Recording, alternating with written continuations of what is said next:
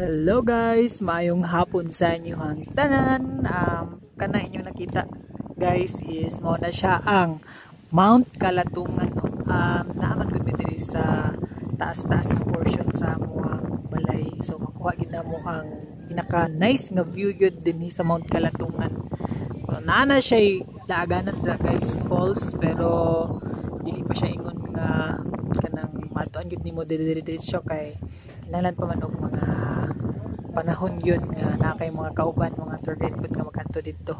So layo gid na siya nga falls inyo atuan kung adto na dito wala pa ta kaadto unta soon makaadto ta no. So unta na enjoy mo pagtanaw sa view kayo, nice kayo. Karon po na siya nagpakita kay mayo man ang panahon, di ba? Nice kayo ang view din isamo. Mga nature lovers din ha. Kaway-kaway sa mga nature's lover. Diba? Grabe ka beautiful.